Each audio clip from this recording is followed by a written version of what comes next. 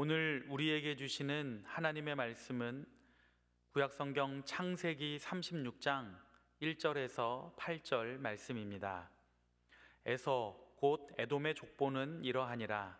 에서가 가나안 여인 중 헷 족속 엘론의 딸 아다와 히위 족속 시브온의 딸인 아나의 딸 오홀리바마를 자기 아내로 맞이하고 또 이스마엘의 딸 느바요의 누이 바스맛을 맞이하였더니 아다는 엘리바스를 에서에게 낳았고 바스맛은 루우엘을 낳았고 오홀리바마는 여우수와 얄람과 고라를 낳았으니 이들은 에서의 아들들이요 가나안 땅에서 그에게 태어난 자들이더라.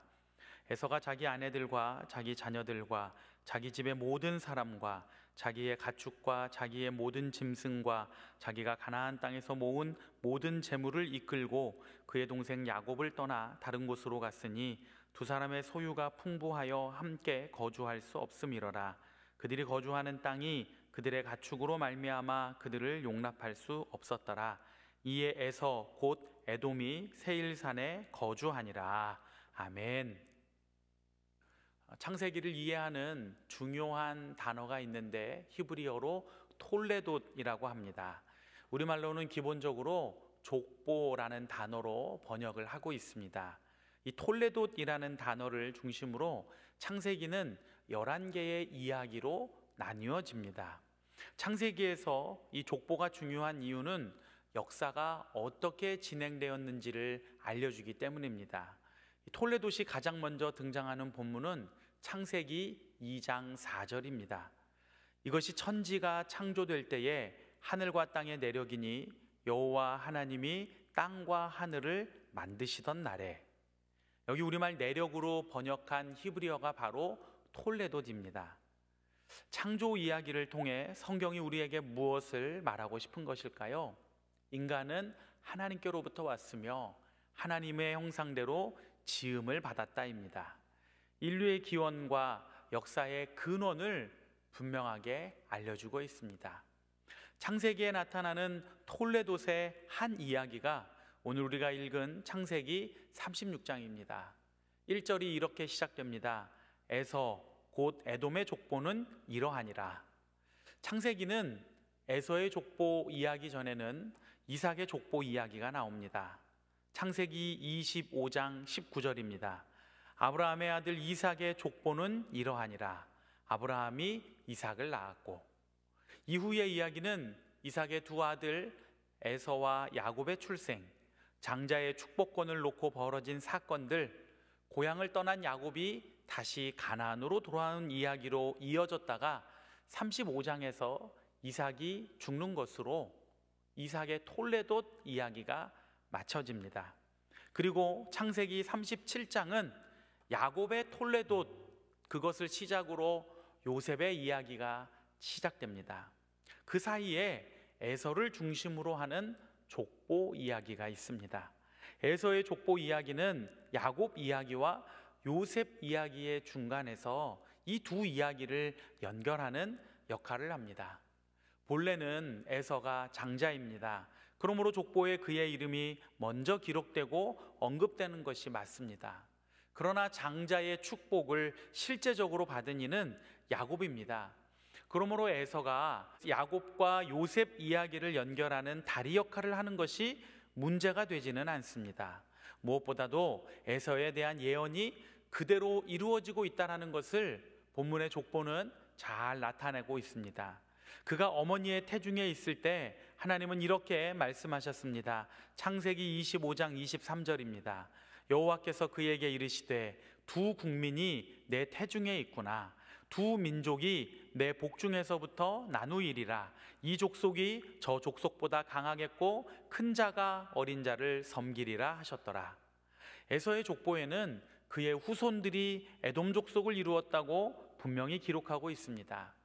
또한 이삭은 야곱을 먼저 축복한 뒤에 자신을 축복해 달라는 에서를 향해 이렇게 말했습니다. 창세기 27장 39절입니다. 그 아버지 이삭이 그에게 대답하여 이르되 내 주소는 땅의 기름짐에서 멀고 내리는 하늘 이슬에서 멀 것이며, 이것은 에서가 기름진 가나안 땅을 떠나 살게 될 것이라는 예언의 말씀인데 에서와 그의 자손들은 실제로 가나안 땅을 떠나 세일산에 거주하였습니다. 그런데 성경에는 에서보다 먼저 이와 같은 일을 겪은 사람이 있습니다. 바로 이스마엘입니다. 이스마엘은 첩의 아들이기는 했지만 이삭의 형입니다. 그에 대하여서도 창세기에는 톨레돗이라는 단어를 사용해서 족보를 분명하게 기록합니다. 창세기 25장 12절입니다. 사라의 여종 애굽인 하갈이 아브라함에게 낳은 아들 이스마엘의 족보는 이러하고, 이하의 말씀을 보면 이스마엘이 12아들을 낳았고 그들은 12지파의 통치자들이 되었습니다. 이스마엘의 자손들은 한 민족을 이루어 애굽의 동북쪽으로 가는 길목에 자리를 잡았습니다.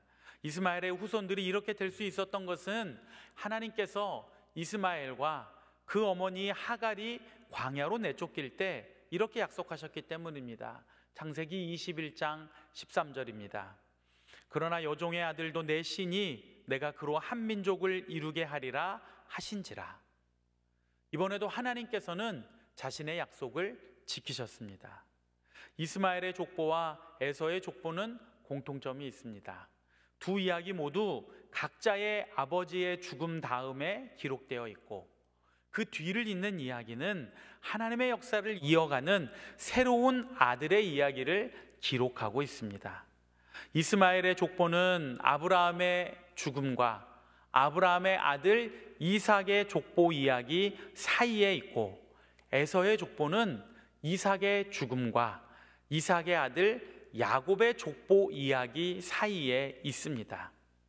오늘 우리는 족보 이야기를 통해 역사의 주관자이신 하나님께서는 자신의 뜻을 이루고 계시며 약속하신 것을 반드시 지키시는 분임을 발견하게 됩니다.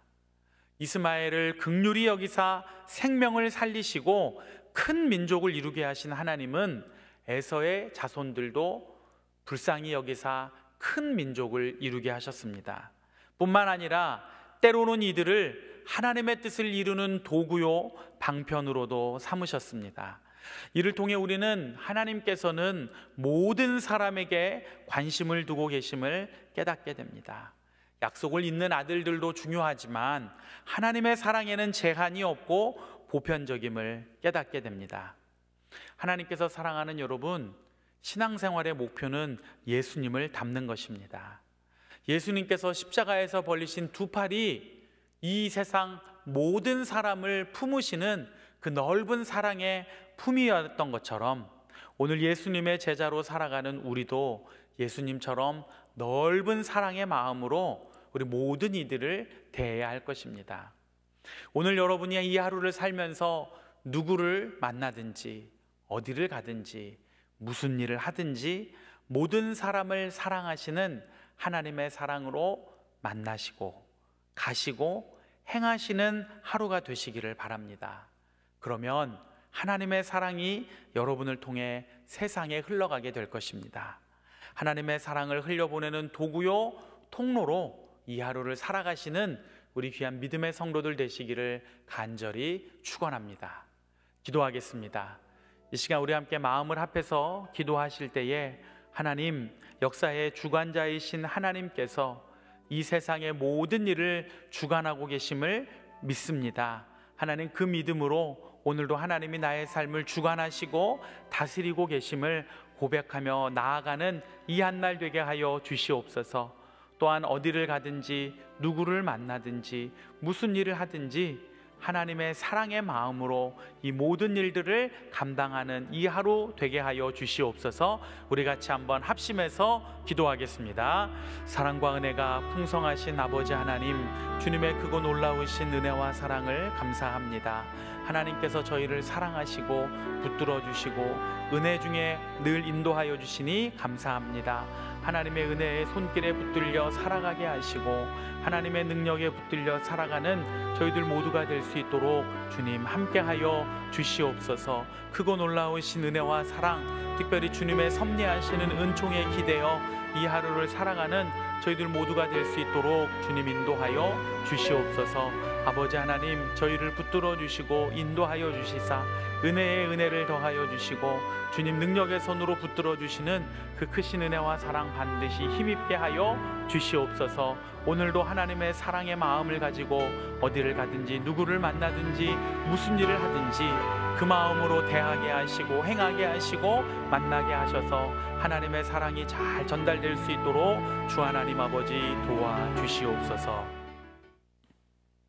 이제는 우리 주 예수 그리스도의 은혜와 하나님 아버지의 사랑과 성령의 교통하심이 오늘 하나님의 그 은혜 아래서 이 하루를 살아가되 주의 사랑의 마음으로 어디를 가든지 누구를 만나든지 무슨 일을 하든지 주님의 마음을 전하고 대하고 나누기를 원하는 우리 모든 성도들 가운데 함께 하시기를 간절히 축원하옵나이다.